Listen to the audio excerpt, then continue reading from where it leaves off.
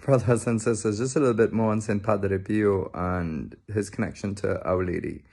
You know, his absolute conviction of the strength and the power of Mary's intercession is very much expressed in a quote that I want to read to you shortly.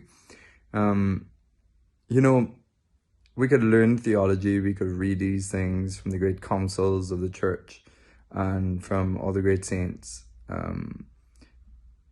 But it is from the saints, like Padre Pio, that they live and experience the reality of Mary's intercession. And so he speaks from his conviction of the presence of the mother of Jesus, the mother of God, Jesus being God and Mary his mother, a great title that honors Mary because of her sublime role in salvation history and in the history of the world. And so he very much experienced, as I was saying, what it means to call on Mary and to experience her at his side and to experience just her help with her most pure heart. It's very clear in the scriptures.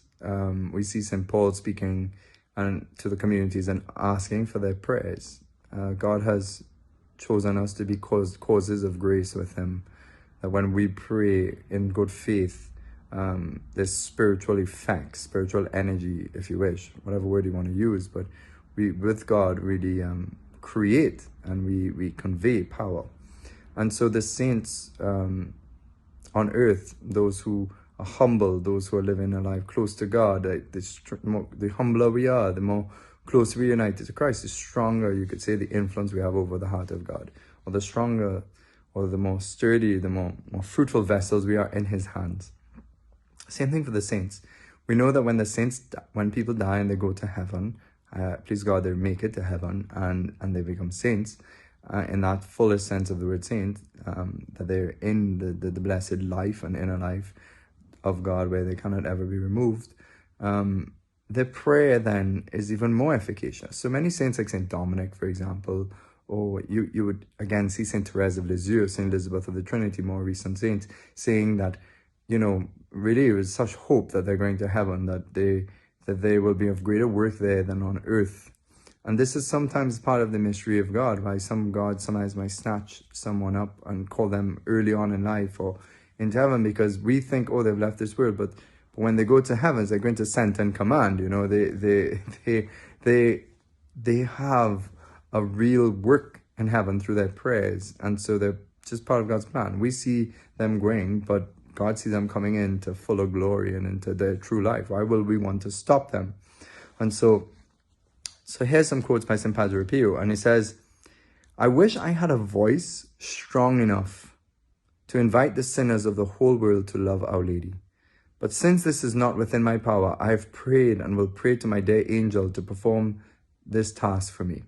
So St. Padre Pio, since he was young, could see the saints, the angels. He saw the angelic world, the spiritual world, like we see the natural world. He thought other people could see like him.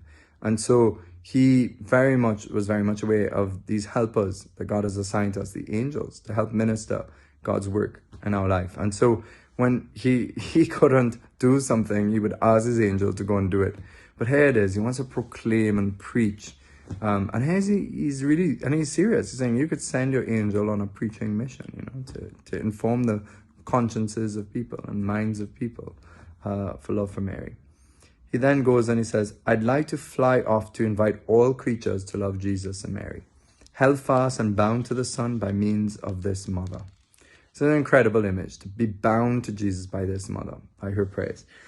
Now, as I said, Padre Pio had visions, and you know, he had been bilocated. He could be in two places at one time. You know, Jesus had come to him so many times. Our Lady, the holy souls in purgatory who come looking for prayers for the power of the Mass. One of the great appreciations that I've received of the effects of the Mass is, you know, not myself, not having that privilege of seeing into that angelic world like he has, but really trusting and believing in his own witness and testimony, is seeing the power of Mass for souls. And so, but one of the great things is that it's noted that Padre Pio, you know, he never had the privilege of going around to great Marian shrines and stuff, because he was very much in one place for a long period of time, or in a few places.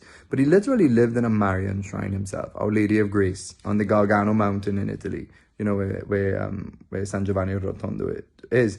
And he was granted a vision of this very chapel before he ever went it. And he describes it. We'll read it.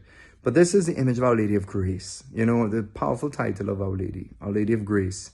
And, you know, that she's the instrument to distribute God's power. And you know, he had this, and it was in front of this great image, this chapel, that he had many countless graces received, you know, the stigmata, countless graces to help souls come back to God. And so he says one day about this vision, that he was transported in spirit. My soul was suddenly carried away by a force stronger than itself into a very large room illuminated by a very bright light. On a high throne studded with jewels was seated a lady of rare beauty. This was the most holy Virgin, who held in her arms a child of majestic mien, his face more resplendent and luminous than the sun. All around them was a great multitude of very beautiful angels. And that happened, and that was in Sunday 20th July 1913.